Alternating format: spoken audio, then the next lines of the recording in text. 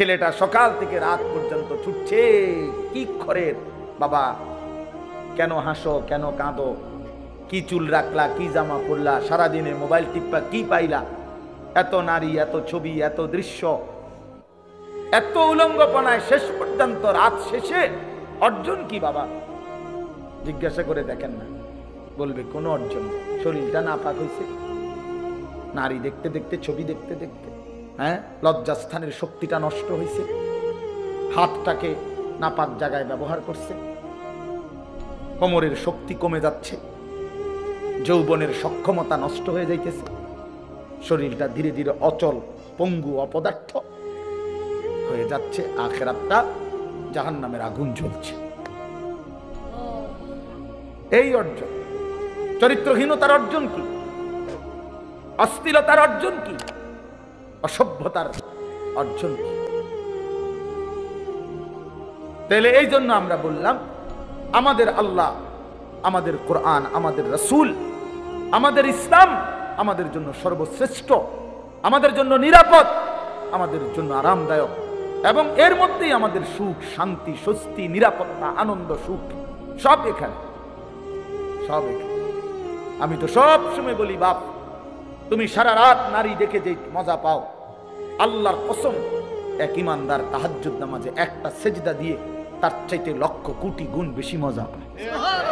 যারা ইবাদত করে, যারা আল্লাহর বন্দেগী করে, তুমি মনে করো না তারা নিরানন্দ, তাদের কোনো আনন্দ নাই, এমনি সেটানি মানুষ আল্লাহর ইবাদত করে, অনেক অসন্তুষ্টি নিয়ে আনি আল্লাহর বন্দেগী করে। আমরা 5 ওয়াক্ত নামাজ পড়ি অসন্তুষ্টি নিয়ে, হ্যাঁ, তো তাই নাফরমান ছেলে পেলে, বেহায়া নারী, হারামখোর নাফরমান মনে করে তার হারামের মধ্যে তৃপ্তি, খোদার কসম হারামের মধ্যে অতৃপ্তি, হারামের মধ্যে অতৃপ্তি, হারামের মধ্যে। মদে কখনো তৃপ্ত হয় না, পানিতে তৃষ্ণা মিটে যায়।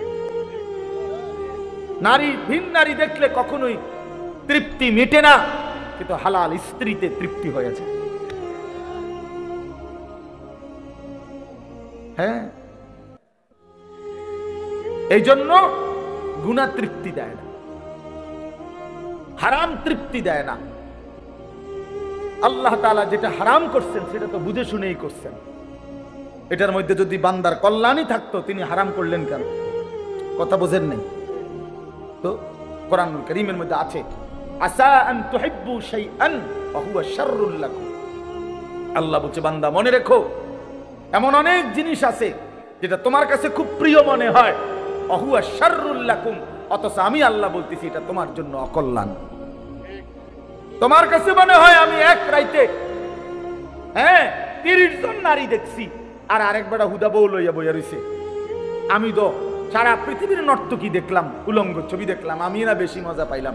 না, আল্লাহ বলে, না বান্দা, তোমার কাছে যদিও মনে হয়েছে এটা ভালো, কিন্তু এর পিছনে শাররুন লাকুম, অকল্যাণ। এটা তোমার চরিত্র নষ্ট করে, এটা তোমার আখলাক নষ্ট করে, এটা তোমার শরীরের সক্ষমতা নষ্ট করে, এটা তোমার মানুষের চোখে ঘৃণিত করে। কোন লম্পটকে, কোন চরিত্রহীনকে পৃথিবীর কেউ 2 পয়সার কোনো মূল্য দেয় না। রাস্তার কুকুর বিড়ালের সমান মর্যাদাও দেয় না বেটা। একটা ছেলে নয়তো চ্যালেঞ্জ করে বল বেটা, দাঁড়া এখন, বেনামাজি নাফরমান, তোরে কেউ সম্মান করছে জীবনে, কেউ ইজ্জত করে ভালোবাসছে, মহব্বত করে বুকে টেনে নিছে, বল তুই বেটা।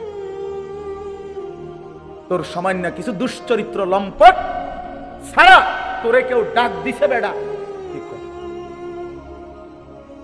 বল বেটা। যে হুজুর আমারে, আমি সারা রাত নারী ছবি দেখি আর বড় মানুষ আমার আদর করছে, কেডা? ধারো দুসাই, তোমারে কে আদর করছে? কে তোমারে সম্মান করে? কে তোমারে দেখলে বলে আহা ছেলেটা কতটা ভালো? না না, মানুষ আলোকে আলোই বলে, অন্ধকারকে মানুষ অন্ধকারই বলে, রাতকে মানুষ রাতই বলে, দিনকে মানুষ দিনই বলে, সাদাকে সাদাই বলে, কালোকে কালোই বলে। অতএব বাটপার সিটার রে মানুষ বাটপার সিটারই করে। হ্যাঁ, আমনে সুদখোর, আমনে মানুষে দেখলে গো মাশাআল্লাহ জোনায়েদ বাগদাদি নাও, হ্যাঁ, বাইজিদ বুস্তামি শাস্ত্র পাই না যায়, মানুষে ব্যাক কল, হ্যাঁ, মানুষে চিরা খায়, আমনে হুদা ভাত খায়। মানুষে বাটফারে বাটফার হিসাবে চেনে, সিটাররে সিটার হিসাবে চেনে, মানুষ ইমানদারকে ইমানদার হিসাবে চেনে। মানুষের চোখ ভুল হয় না।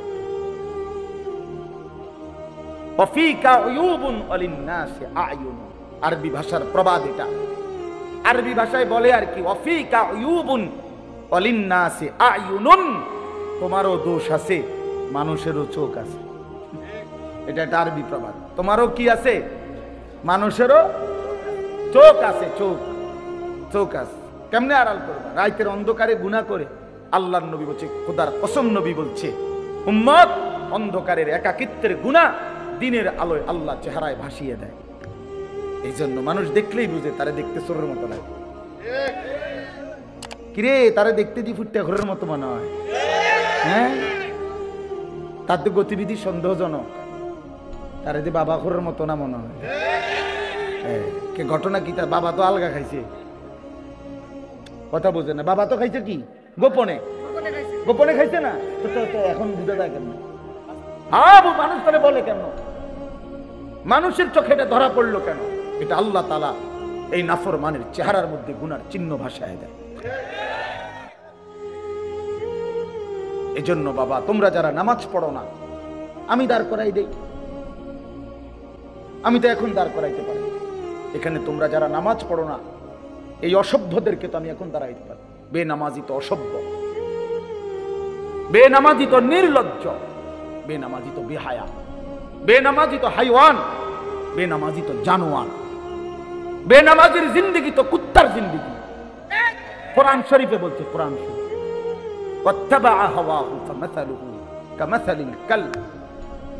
আল্লাহ বলছে মনের ইচ্ছা মতো যে চলে তার উদাহরণ কুত্তার মতো। কোরআন শরীফের আয়াত। হ্যাঁ, মনে রাখো বাবা, যার কপালে সেজদা নাই, তোমার জীবন কুত্তার জীবন, কুত্তার জিন্দেগি, কুত্তার জিন্দেগি।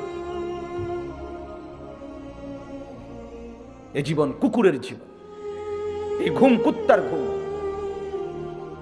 এই খানা কুকুরের খানা, এই ভোগ কুকুরের ভোগ। কুকুর যেমন লজ্জা শরম নাই, যত্র তত্র তার জিনা ব্যভিচার করে, তোমারও কোনো লজ্জা শরম নাই। যাকেই দেখো তাকেই দেখতে মন চায়। এই জীবন কুকুরের জীবন। কোরআন শরীফ আল্লাহ বলছে, ফামাসালুহু কামাসালিল কালব। কালব অর্থ কি? কুকুর। কুকুর, কালবুন অর্থ কুকুর। আল্লাহ আমাদেরকে বুঝ দান করে। আমি যে আয়াতটা পড়ছি, মাহে রমজান, আমাদের সামনে রমজান আর মাত্র 18-19 দিন, 10 তারিখ আজকে চলে গেছে। তাহলে পহেলা মার্চ যদি রমজান হয় 18 দিন, 2 মার্চ যদি রমজান হয় 19 দিন। এই 18 থেকে 19 দিন আমাদের সামনে আর বাকি। মাহে রমজান, মাহে রমজান। এক মুমিনের যদি ফিকির করো, বাপ আমি এতগুলো কথা শক্ত বলছি, এতগুলো কথা কঠিন করে বলছি বাবা, এবার যদি আমরা ফিকির করি, না আসলেই আমি কেন জানোয়ার হব, আমি কুকুর হব কেন? আমি মুসলমান, আমার একটা আত্মমর্যাদা আছে বাবা, আমার একটা আত্মসম্মান আছে, আমার একজন আল্লাহ আছে, আমার একজন নবী আছে, আমার একটা মা আছে, আমার একজন বাবা আছে। আমি মারে কেন বেইজ্জতি করব? বাবারে কেন অপমান করব? আল্লাহকে কেন অবহেলা করব? এতটুকু যদি ভাবনা হয়, নিজেদের জীবন যদি ইমানের জীবন, মুসলমানের জীবন আমার মনে পড়ে, তো সেই জীবন গড়ে তোলার, সাজিয়ে তোলার সর্বশ্রেষ্ঠ মৌসুম, সিজন মাহে রমজান। রমজান মানে ভিন্ন মাস, রমজান মানে আলাদা মাস, রমজান মানে আখিরাতের মাস, রমজান মাসে প্রস্তুতির মাস, রমজান মানে মেহনতের মাস, রমজান মানে আল্লাহর মাঝে নিজেকে হারিয়ে ফেলার মাস। এটাই মাহে রমজান। আর যারা ইমানদার ভাইয়া, যাদের কবর আখিরাত মনে আছে, যারা পরকালকে বিশ্বাস করে, দিবা নিশি জাহান্নামের ভয়ে যারা কাঁদে, যারা জান্নাতের আশা করে, খোদার কসম তাদের কাছে রমজান সর্বশ্রেষ্ঠ মাস। সারা বছর আমরা কিতাবে পড়ছি আল্লাহর প্রিয় বান্দারা আল্লাহর নেক বান্দারা সারা বছর দিলে দিলে অপেক্ষা করতেন, আল্লাহ আরেকটা রমজান হায়াত দেন, আরেকটা রমজান হায়াত, আরেকটা রমজান, আরেকবার সবে কদর পেতে চাই, আরেকবার ইতিকাফ করতে চাই, আরেকবার মাওলা তারাবি পড়তে চাই, আরেকবার 70 গুণ নেকি সবকিছুতে আমি অর্জন করতে চাই। আমার আরেকবার সুযোগ দেন। আমার আখিরাত লম্বা মাওলা, আমার পরকাল লম্বা, অতএব আমাকে আরেকটু সুযোগ দেন। এজন্য রমজান মাস এটা বড় মুবারক মাস, এটা দামি মাস মুমিনের কাছে। সবার কাছে একরকম না, সবার কাছে একরকম না বাবা। যার কাছে যেমন কদরও করে তেমন। আমার একজন উস্তাদ আছেন হযরত মাওলানা মুফতি মুস্তফা মাহমুদি, কুমিল্লা বাগমারা লালমাই এলাকার অনেক বড় আল্লাহওয়ালা হুজুর, আমার উস্তাদ। এই হুজুরে আমরা ছাত্র জীবনে দেখতাম, হুজুরে কইতো আল্লাহ কেমন, যার মনে যেমন, যার মনে, যার মনে যেমন, যে দিলে দিলে যেমন ভাবে আল্লাহ তাআলা তার আচরণও তার সাথে করে। আনা ইনদা যান্নি আবদি বি, আল্লাহ নিজে বলেন হাদিসে কুদসিতে, আমি আমার বান্দার ধারণা অনুপাতেই তার সাথে আচরণ করি। আমার বান্দা আগেই কয়, আগেই বলে না সুদে না লইলে, কিস্তি না লইলে। আমার বান্দা নিজেই বলে না কেমনে সংসার চলবো, আল্লাহ বলে আমিও তারে এমনই বানায় রাখি, কারণ তুই তো আমার উপরে কোনো আস্থাই রাখো নাই। তুমি আস্থা রাখছো সুদের উপরে, কিস্তির উপরে, তো তুমি যেমন আমার আচরণও তেমন, আমার আচরণ সব ব্যাপারে বান্দা আল্লাহ তাআলার ব্যাপারে ধারণা রাখে যেমন, আল্লাহ তাআলাও তার সাথে আচরণ করে তেমন।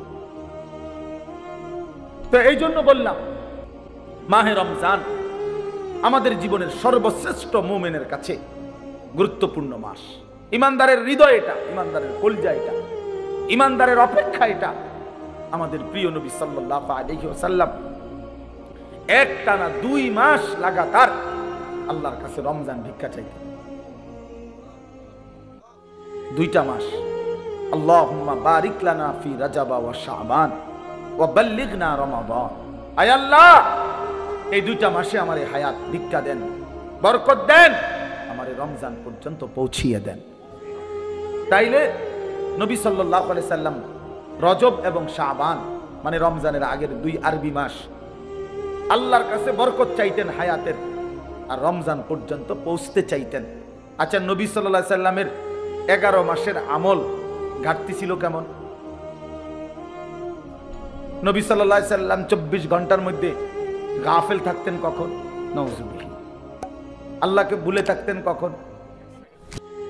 এক বুজুর্গকে জিজ্ঞাসা করছিল যে আল্লাহ নবী সাল্লাল্লাহু আলাইহি সাল্লাম তসবিহ ব্যবহার করতেন, যে আমরা যে তসবিহ গুনি, তখন উনি চমৎকার উত্তর দিছে যে শোনো বাবা, তসবিহ তো ব্যবহার করে সে যে আল্লাহকে ভুলে যায়, ফলে তসবিহ হাতে থাকলে এই তসবিহ তারে আল্লাহর কথা মনে করায় দেয়, তখন সে আবার পড়ে, আবার ভুলে যায়, আবার তসবিহ দেখলে মনে পড়ে। তো তসবিহ তো মনে করায় দেয় আল্লাহর কথা, তো যে ভুলে যায় তাকে না মনে করাবে। তো নবী সাল্লাল্লাহু আলাইহি সাল্লাম তসবিহ পড়তেন কিনা, ব্যবহার করতেন কিনা তুমি জানতে চাইছো, আগে তো তুমি বলো নবী সাল্লাল্লাহু আলাইহি সাল্লাম আল্লাহকে ভুলতেন কখন?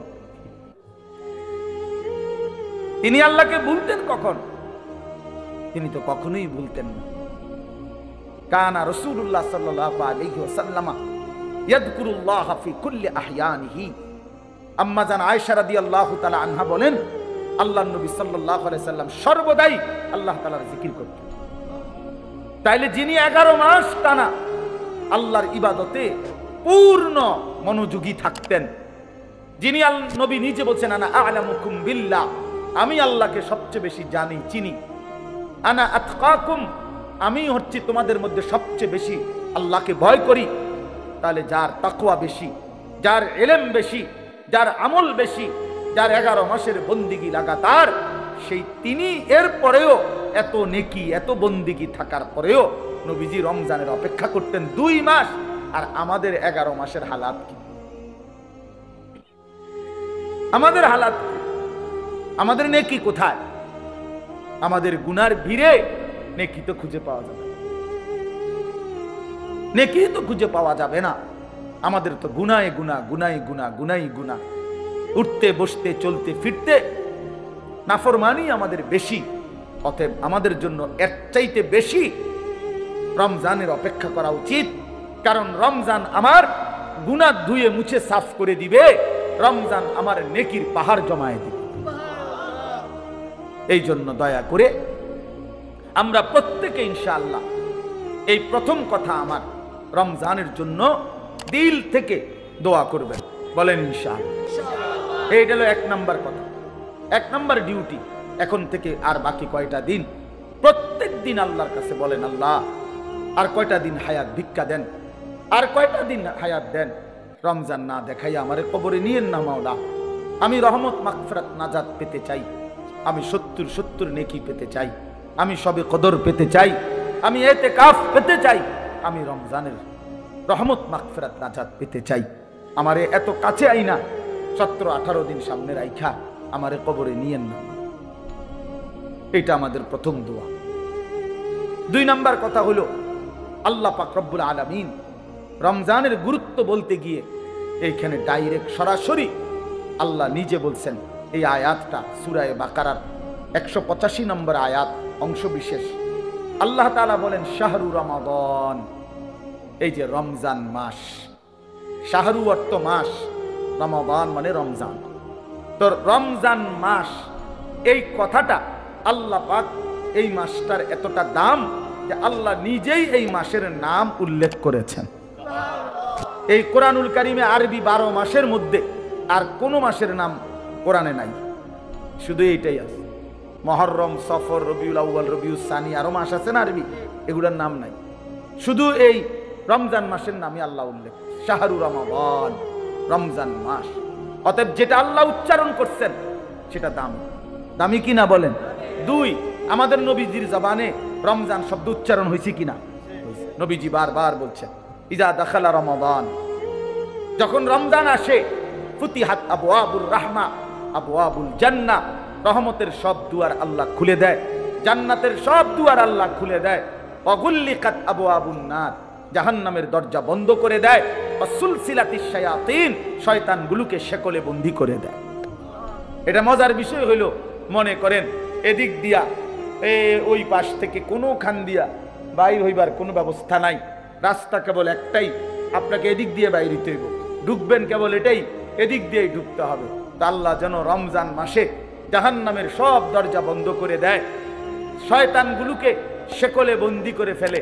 এবার আল্লাহ যেন বলে, বান্দা এটা রমজান, যেদিক দিয়েই আমল শুরু করবা, যে এলাকার থেকে আমল শুরু করবা, মানে আমার জান্নাতের দিকে হাঁটা শুরু করবা, তো কোনোখানে বাঁচবে না, কোনোখানে ভুল হবে না, পথ হারাইবা না, রাস্তা ভুল হবে না, অন্য কোনো দরজা দিয়ে ঢুকার সম্ভাবনা নাই। শুধু খোলা যেই দরজা, এটা শুধুই জান্নাতেরই দরজা, ঢুকলে শুধু জান্নাতেই ঢুকবে, ঢুকলে শুধু জান্নাতেই ঢুকবে।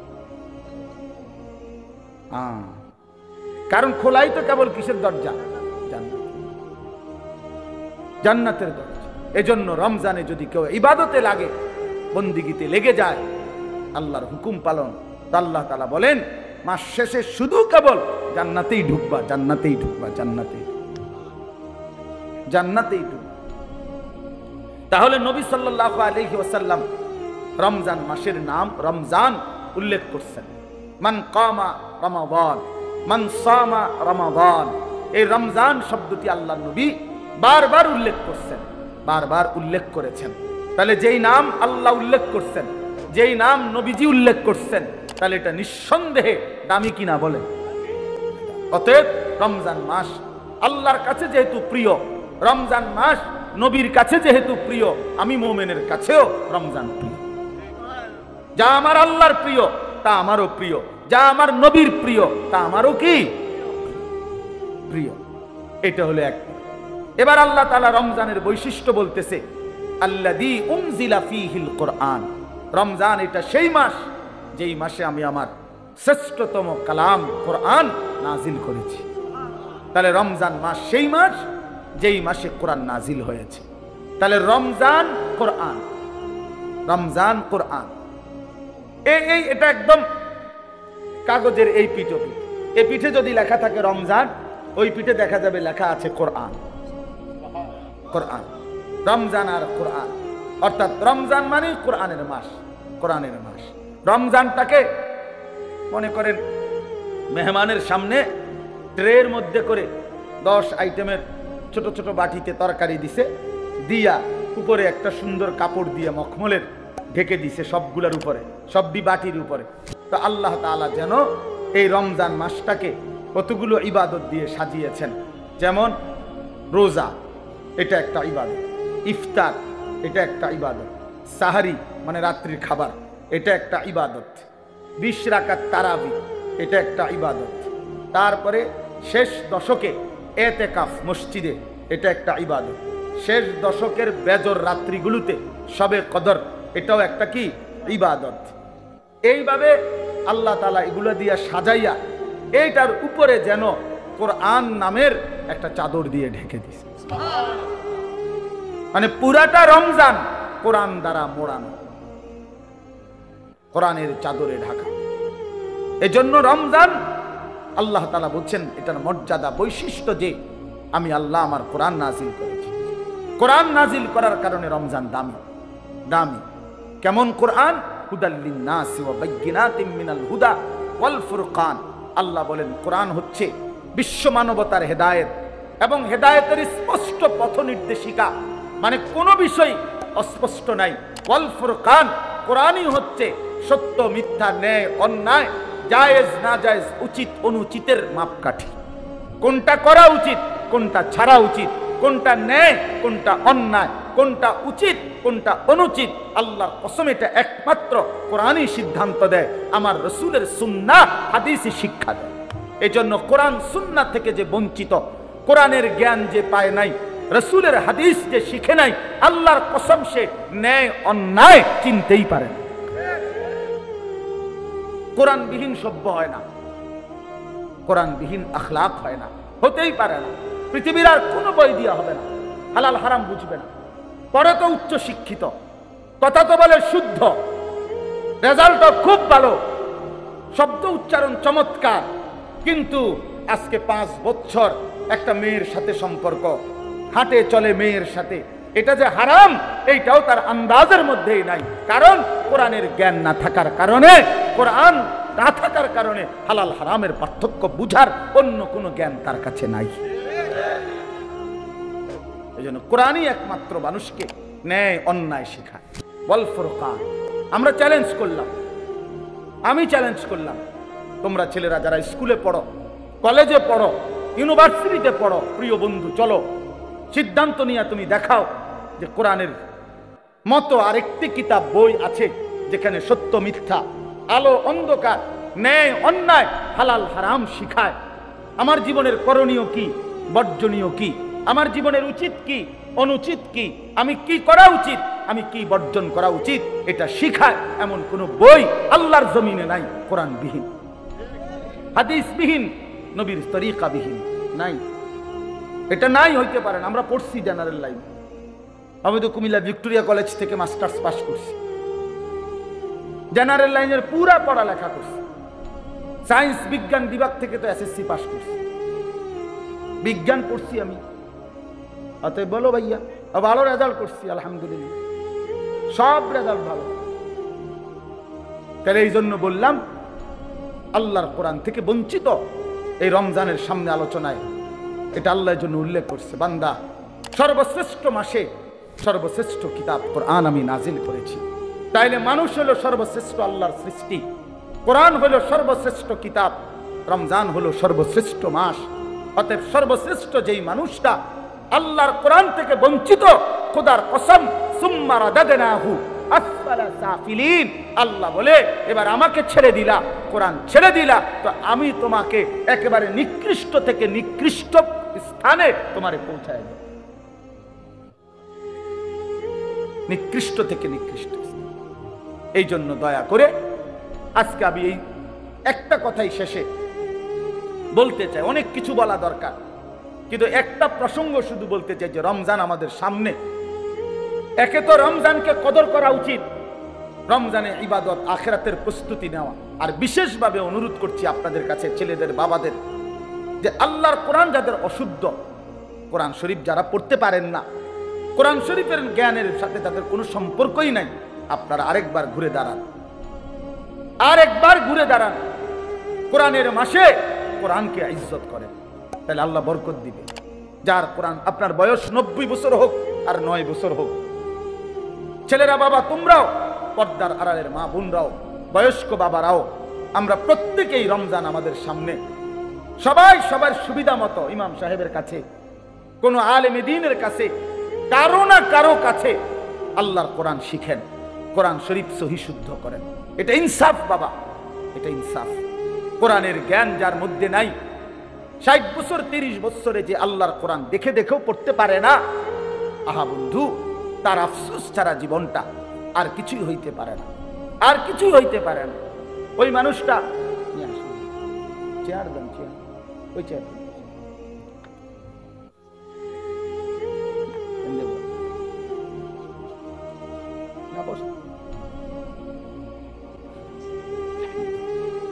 তাইলে আল্লাহ তাআলা বলছেন হুদাল্লিন নাস, কোরআন মানুষের হেদায়েত, ওয়া বাইয়িনাতিম মিনাল হুদা, হেদায়েতের স্পষ্ট বাণী, ওয়াল ফুরকান, সত্য মিথ্যা, ন্যায় অন্যায়, হালাল হারামের পার্থক্যকারী। অতএব বন্ধু, আল্লাহর কোরআন বিহীন আলো মেলে না। আপনাদের বাবাদেরকে বলি, আপনারা যারা কোরআন থেকে সন্তানকে বঞ্চিত করছেন, তারা আপনাদের সন্তানকে আপনারা ক্ষতিগ্রস্তই করেছেন। আলো থেকে বঞ্চিত করছেন, আলো থেকে বঞ্চিত করছেন। বাকি পড়ালেখাগুলো ভালো, বাদ দিতে বলি নাই, কিন্তু এগুলো না হইলেও ভাত মিলত,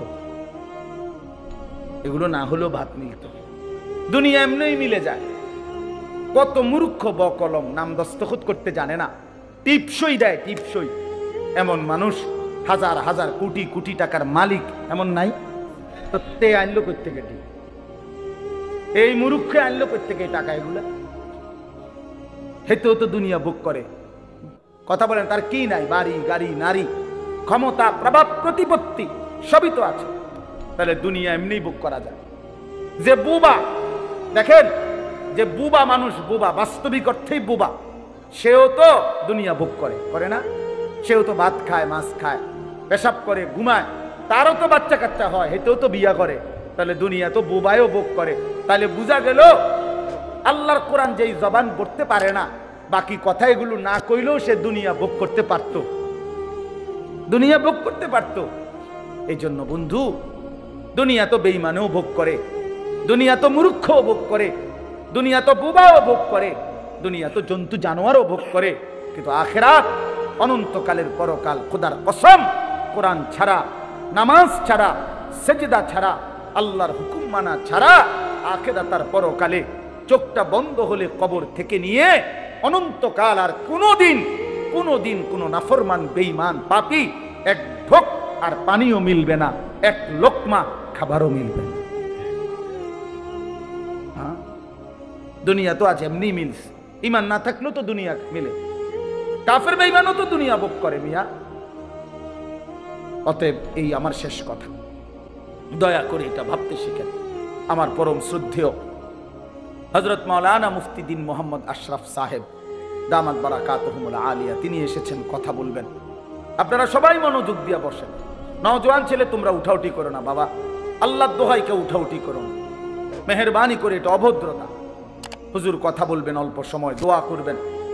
তো আমার অনুরোধ রইল বাপ, ছেলেদেরকে বলি, বাপ, রমজান মাস, অনেকের পড়ালেখার ব্যস্ততা, স্কুলের ব্যস্ততা কিছুটা কম হইতে পারে, অথবা ব্যস্ততা থাকলেও একটু সময় বের করে আল্লাহর কোরআন শেখার ফিকির করেন। বয়স্ক বাবারা যারা আছেন, চা দোকানে আড্ডা না দিয়ে কোরআন শিখেন। মা বোনদেরকে বলেন আল্লাহর কোরআন শিখতে, তাইলে রমজানের কদর হবে, রমজানের সম্মান জানানো হবে।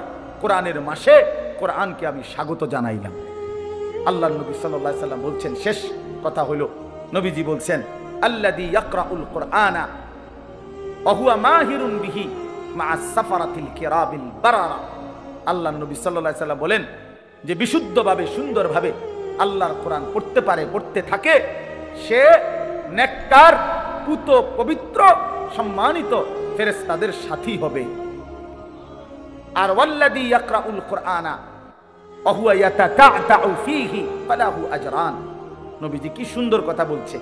নবীজি বলছে আর যারা কোরআন পড়তে গিয়ে ঠেকে, মানে ঠেকা ঠেকা পড়ে, কষ্ট হয় বেচারা, নতুন শিখছে, নতুন শিখতেছে, ঠেকা ঠেকা ভাঙ্গা ভাঙ্গা খুব কষ্ট করে পড়তেছে, শিখতেছে, আল্লাহর নবী বলেন ফালাহু আজরান, আমি নবী বললাম আমার সেই বান্দা, সেই উম্মতের জন্য প্রতি অক্ষরে অক্ষরে দ্বিগুণ দ্বিগুণ নেকি, ডাবল ডাবল নেকি দেওয়া হবে। এক তো কোরআন পড়লা, আরেক তো কষ্ট সত্ত্বেও কষ্ট করে উচ্চারণ করার চেষ্টা করল। অতএব নতুন করে শিখে যদি কষ্ট করেন তা আপনি ঠকবেন না, বরং দ্বিগুণ নেকি পাবেন। মাহে রমজান আমাদের জীবনের সর্বশ্রেষ্ঠ মুমিনের কাছে গুরুত্বপূর্ণ মাস। ইমানদারের হৃদয় এটা, ইমানদারের কলিজা এটা, ইমানদারের অপেক্ষা এটা। আমাদের প্রিয় নবী সাল্লাল্লাহু আলাইহি ওয়াসাল্লাম একটানা 2 মাস লাগাতার আল্লাহর কাছে রমজান ভিক্ষা চাইতেন। 2টা মাস।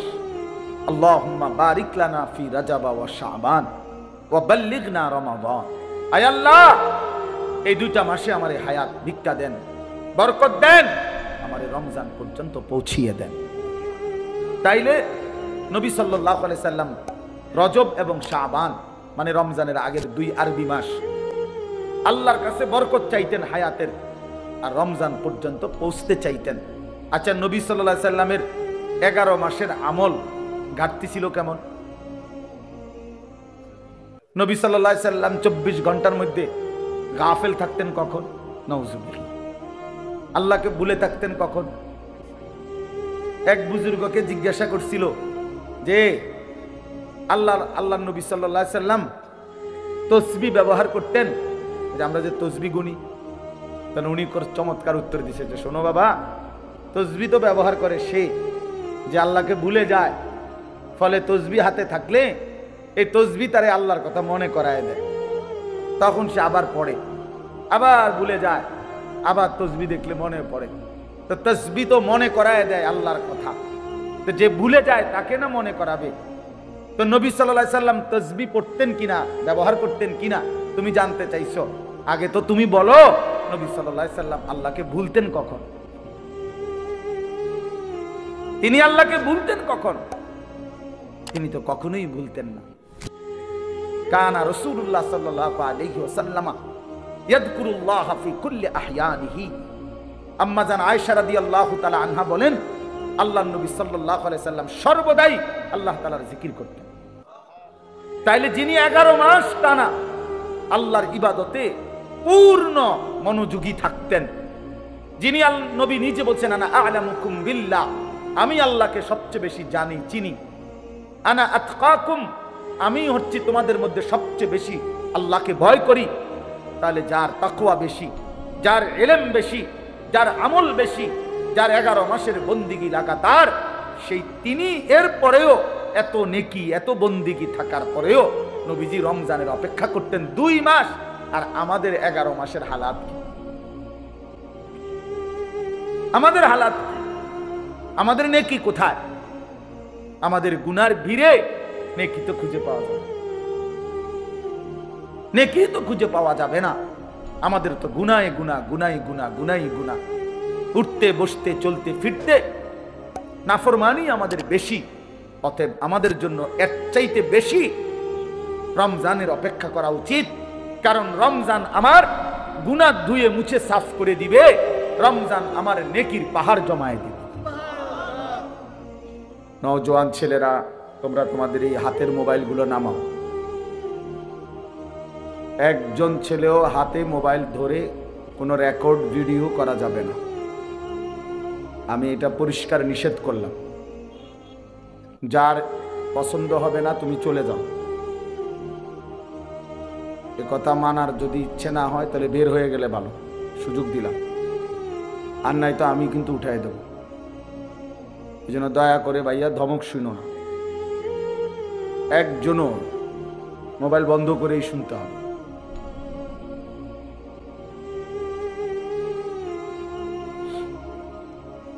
কারণ হলো নিজের মনোযোগ দরকার।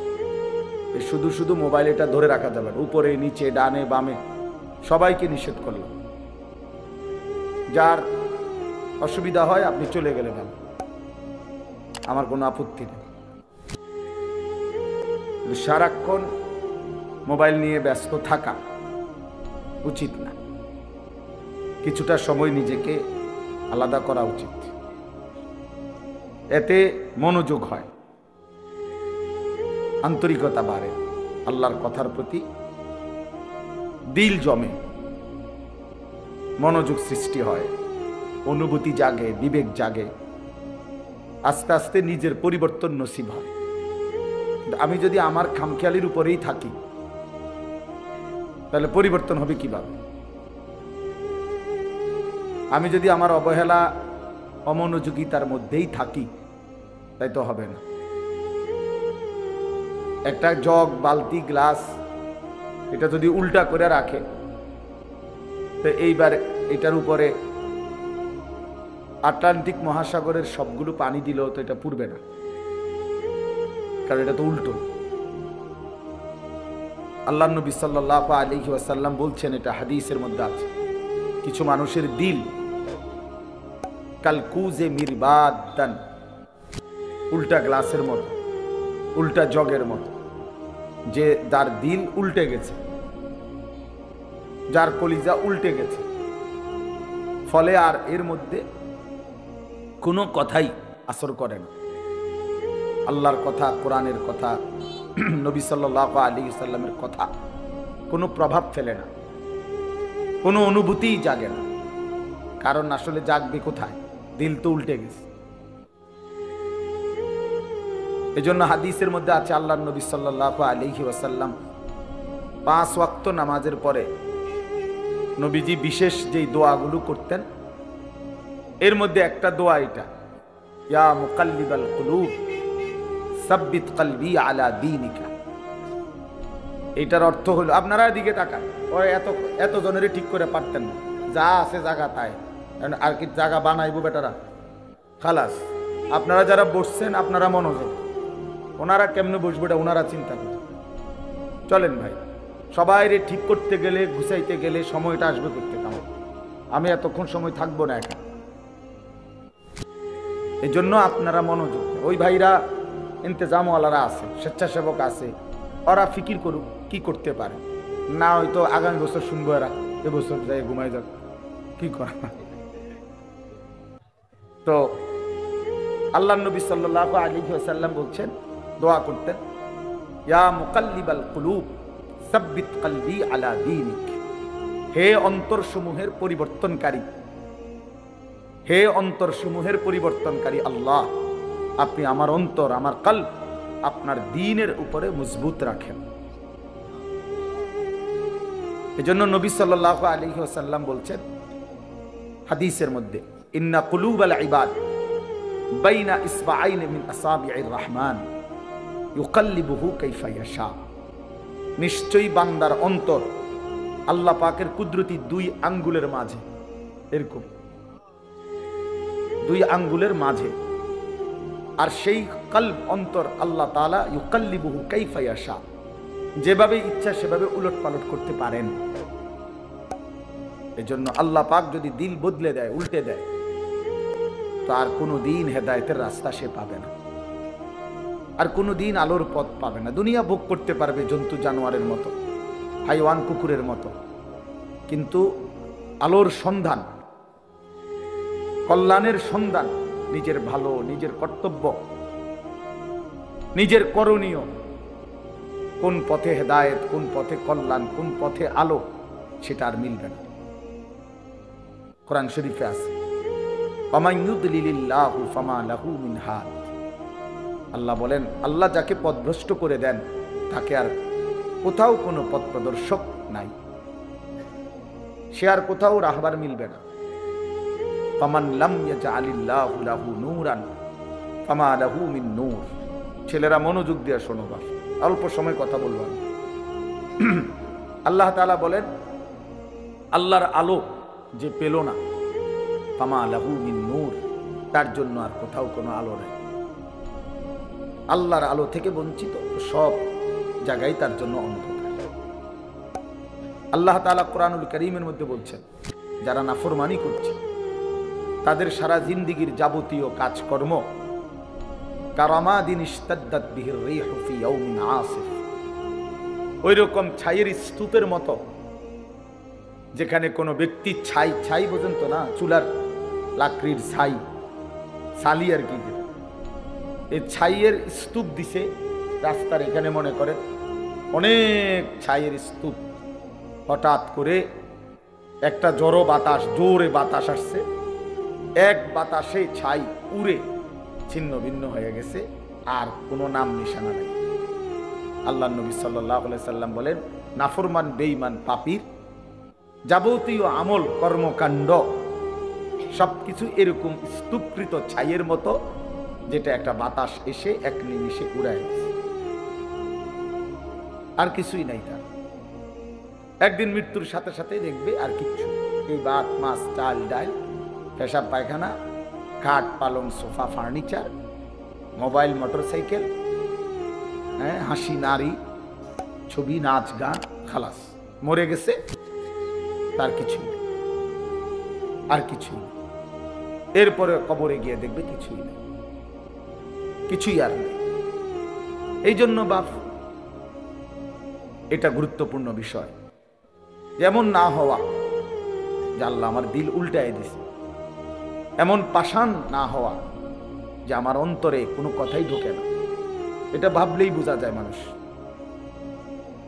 প্রত্যেকেই অনুভব করতে পারি, আমরা নিজের দিলে নিজেই বোঝাপড়া করতে পারি যে আসলে আল্লাহর কথা আমার দিলে কেমন লাগে, আখিরাতের কথা বললে আমার অন্তরের অবস্থা কেমন হয়। কবরের কথা, কবর দেখলে, মৃত্যু দেখলে, লাশ দেখলে, জানাজা দেখলে আমার কলিজার মধ্যে কোনো অনুভূতি জাগে কিনা, হৃদয়টা নরম হয় কিনা। রাসূলুল্লাহ সাল্লাল্লাহু আলাইহি সাল্লাম বলছেন, আমি তোমাদের কাছে দুটা জিনিস রেখে যাচ্ছি নসিহত হিসাবে, তারাকতু ফীকুম আমরাইন ওয়াইযাইন, উপদেশ হিসাবে দুইটা জিনিস রেখে যাচ্ছি। একটা হলো কোরআন, যেটা নাতিক, যেটা উচ্চারণ করে, মানে তুমি পড়লেই কোরআন থেকে উপদেশ পাইবে। আরেকটা হলো নবীজি বলছেন, আমি আরেকটি উপদেশ তোমাদের জন্য রেখে যাচ্ছি, যেটা কোনো আওয়াজ করে না, নিশ্চুপ, কিন্তু তোমাদেরকে উপদেশ দেয়। সেটা কি? আল মাউত, মৃত্যু। মৃত্যু, প্রতিটা মৃত্যু তোমাকে নসিহত করে যে এর পরের জানাজা আমার, এর পরের এলান হয়তো আমার, এর পরের ঘোষণা আমার। এজন্য মৃত্যু একটা নসিহত। কাফা বিল মাউতি ওয়াইজান, নবী সাল্লাল্লাহু আলাইহি সাল্লাম বলেন, ওয়াজ নসিহতের জন্য, উপদেশ জন্য মৃত্যুর স্মরণ এটাই যথেষ্ট। মৌতের কথা কিছুক্ষণ ভাবা, কোনো লাশ, কোনো জানাজা, কোনো কবরস্থানে দাঁড়িয়ে একটু একটু ফিকির করা, এটাই যথেষ্ট ওয়াজ হিসাবে। এটাই বড় ওয়াজ, এটাই বড় নসিহত, এটাই বড় উপদেশ। উপদেশ এজন্য হযরত ওমর রাদিয়াল্লাহু তাআলা আনহু 10.5 বছর মুসলমানদের খলিফা ছিলেন, বাদশাহ ছিলেন। উনি একজন লোক, এই ছেলে, ঘটনা কি দোস্ত, ব্যাটকাও কেন? ফাজলামি করলে চলে যাও, আরো দুজন মানুষের জায়গা দাও, বেচারা কষ্ট করে দাঁড়ায় রয়েছে। কি ভাবছো দোস্ত? এর খামখেয়ালির জায়গা না, চেনো না আমারে, কোনো সময় দেখছো না? দুষ্টামি করো না, রসিকতা আমি পছন্দ করি না বাপ। তোমার আমি তো এখতিয়ার দিছি যে তুমি চলে যাও, কোনো অসুবিধা কি আমার? আমি বাস্তবিক অর্থ শ্রোতা গুনি না, এটা সবাই জানে। আজকে 22 বছর 21 বছরের জীবনে আমি কম হোক বেশি হোক আমার এতে কোনো আপত্তি নেই, আসলেই না, আমি এটা কোনো বিষয় মনে করি। জনপ্রিয় অজনপ্রিয় এটি কোনো কথা না, বুঝেন না? এটা কোনো কথা না। একারে 10 কোটি মানুষ আমার চিনছে তো কি, আমার কবর রাজার মা, বুঝেন না? আপনি তো আর কি, আরে চিনলেই কি আর না চিনলেই কি, আমার আল্লাহ আমারে মাফ করবে কিনা এটা হলো আমার চিন্তা। আপনি একারে সারা বাংলাদেশ আমার মাথা তালগি দিয়ে নিলে কি, তারপরে কি আমি কি হবে এতে? তাইলে এটা কোনো কথা না, এটা কোনো বিষয়ই না, এটা কোনো মূল বিষয় না। লোক হইছে, লোক হয় নাই, এইটা কোনো আলোচ্য বিষয় না। আল্লাহর কথা বলতে পারা এটাই সৌভাগ্য, শুনতে পারা এটাই সৌভাগ্য, আয়োজন করতে পারা এটাই সৌভাগ্য। কয়জনের জন্য কয়জনে শুনছি, কয়জনের বলছি, এত কিছু আমার দরকার। আল্লাহর কথা বলতে থাকে, যেখানে সুযোগ হয়, যতক্ষণ সুযোগ হয়, উপরে নিচে, এখানে সেখানে, দুয়ারে দুয়ারে বলতে থাকে। এবং আল্লাহর পথে যত ব্যথা, যত বেদনা, যত দুঃখ, যত অপমান, যত লাঞ্ছনা, সব সয়ে যাওয়া। কবি আরশ পর, কবি ফরশ পর, कभी उनके दर कभी दर बदर, गमे आशिकी तेरा शुक्रिया, मैं कहां कहां से गुजर गया। আল্লাহর পথে সব বেদনা, সব অপমান, আল্লাহ তবুও তোমার শুকরিয়া। তোমার কথা বলতে গিয়েই বেজ্জতি হয়েছে, অসুবিধা কি? গমে আশিকি তেরা শুকরিয়া, मैं कहां कहां से गुजर गया। আমি কই থেকে কই ছুটে গেলাম, তোমার জন্যই ছুটলাম, তোমার জন্যই ছুটলাম, তোমার কথাই ফেরি করলাম, ফেরি করলাম। গতকালকেও আমি রাত্রে শেষ যখন বয়ান শেষ করছি, লাস্ট রাতের 1:20 বাজে, হ্যাঁ শুরু হয়েছে জোরে পড়তে।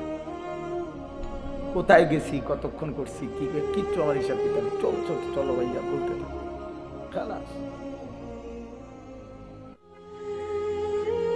এই জন্য বললাম দোস্ত, আমার রাগ হইও না, খামখেয়ালি করাটা আমি পছন্দ করি। আমার কথা হলো কম হোক, মনোযোগ দিয়ে শোনো, এতে বরকত। একদিনে তুমিও বদলাইতা না আমি জানি, কিন্তু আন্তরিকতা থাকলে, মনোযোগ থাকলে, একদিন সত্যি সত্যি আল্লাহ চাইলে বদলে যাবে। 100 খুনের আসামি আল্লাহর ওলি হইছে, বেশ্যা পতিতা নারী সেও আল্লাহর ওলি হইছে, তুমি হইতা না। জগৎ বিখ্যাত ডাকাইতো কি হইছে, আল্লাহ ওয়ালা হইছে, তুমি হইতা না। তুমি তো এর চাইতে খারাপ হয়ে যাও নাই, তো তুমিও ভালো হয়ে যাবে ইনশাআল্লাহ। কিন্তু আন্তরিকতা দরকার, দিল দরকার, আল্লাহর কথার প্রতি মনোযোগী হওয়া দরকার, আল্লাহর কথার প্রতি মনোযোগী হওয়া দরকার। এই জন্য আমি এটা একটু শক্ত, আমার কথা হলো শতভাগ মনোযোগ দিয়ে। এই যে আমি এই জন্য মোবাইলের কথা বলছি, অর্থাৎ মোবাইল ধরে রাখলে না হাতে সারাক্ষণ নজর যায় ওটার দিকে, মানে একটু পর পর এটা মনে পড়ে, এটা তো ওদের নিয়ে একবার ছোট করে, একবার বড় করে, একবার একটু চাপ দেয়, একটু নিচে নেয়, মানে দেখবেন মানে বেচারার টেনশনটা কাজ করে কি। তো এটারে তো তুমি অনেক কিছু করলা, কিন্তু তোমার নিজের কলিজার মধ্যে কি ঢুকছে এটা কর। মোবাইলের একবারে ছবিটা সুন্দর উঠছে, আওয়াজটা ক্লিয়ার উঠছে, সব ঠিক আছে, তো এটা দিয়ে কি লাভ হইল?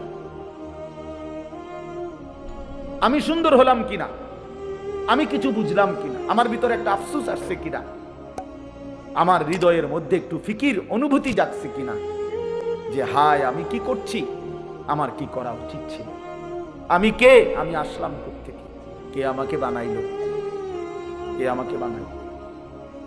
ওই মৌলানা বলতেছিল যে আল্লাহ জানতে চাইবে বান্দা আমি কি একটা বারও আমার ডাক শুনতে পাই নাই?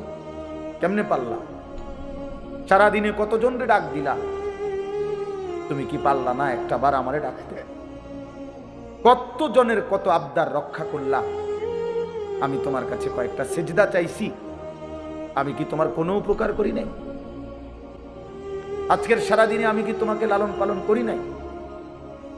খোদার কসম হাদিসে আছে, আল্লাহ পাক হাসরের ময়দানে জিজ্ঞেস করবে, বান্দা আলাম নুসিহ জিসমাক, এই প্রথম প্রশ্ন করবে এটা।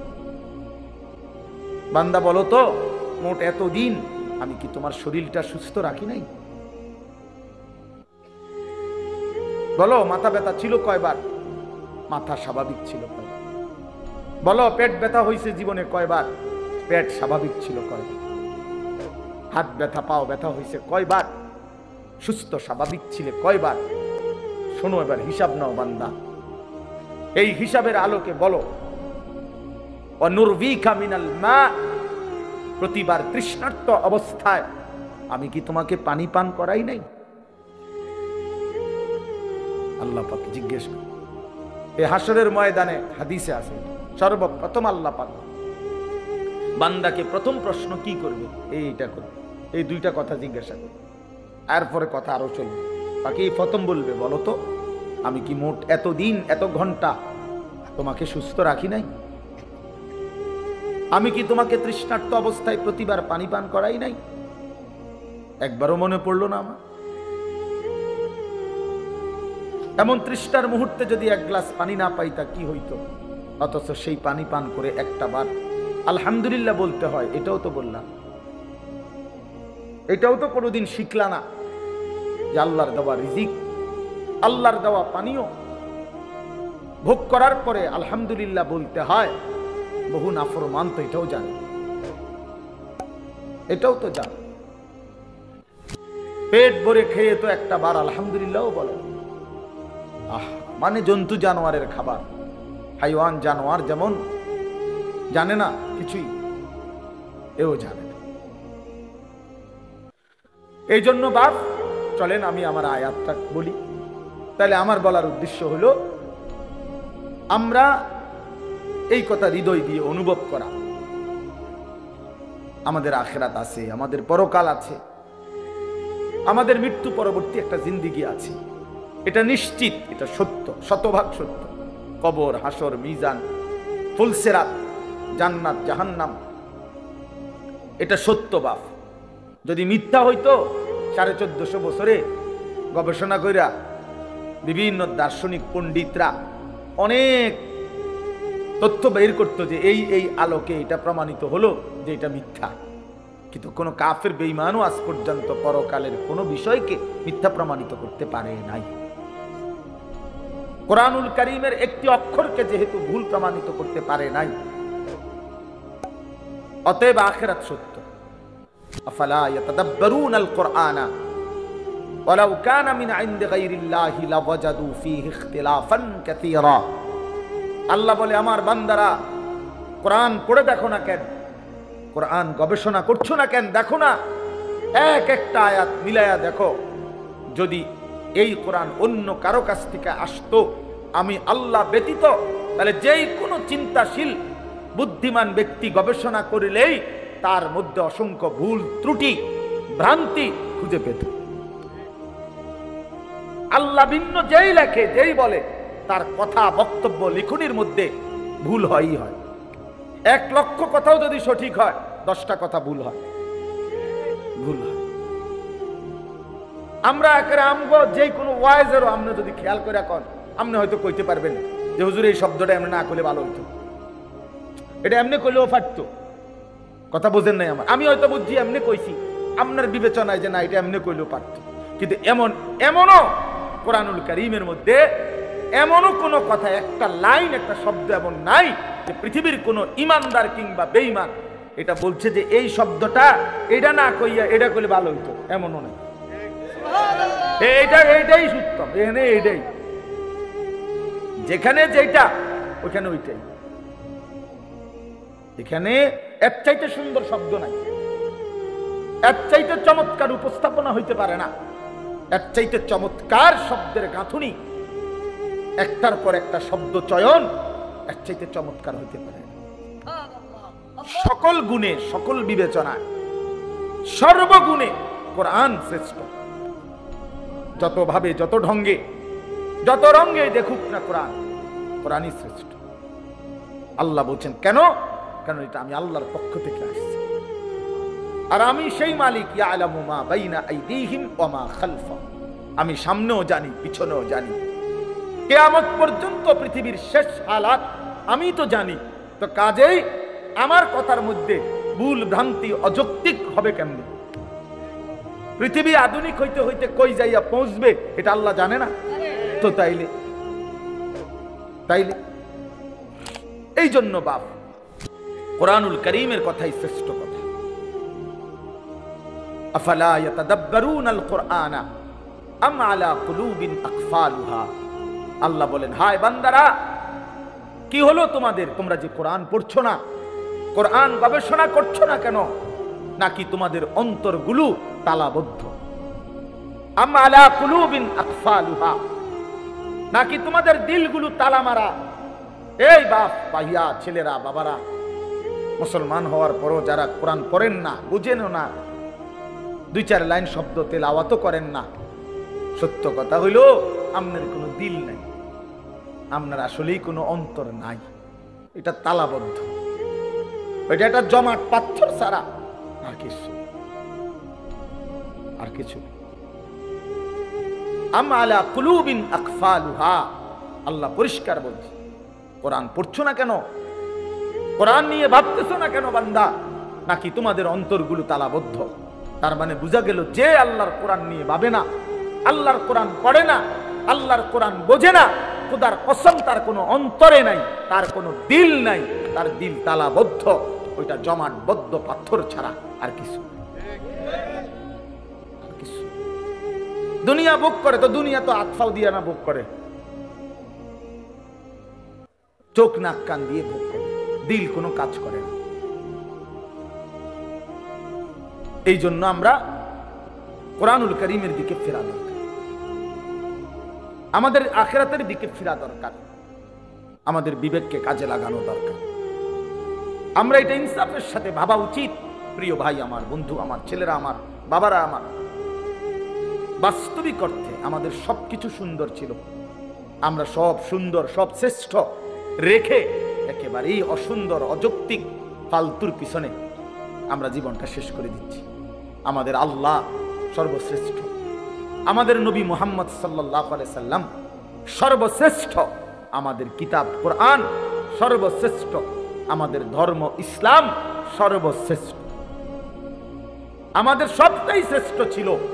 কিন্তু আমরা সর্বশ্রেষ্ঠ নিয়ামত ছেড়ে একেবারে ফালতু ফালতু কতগুলা বইপত্র, কাগজ কলম, পৃথিবীর কিছু মানুষের বিকৃত কিছু চিন্তা চেতনা, এর পিছনেই আমরা জিন্দেগি শেষ করি।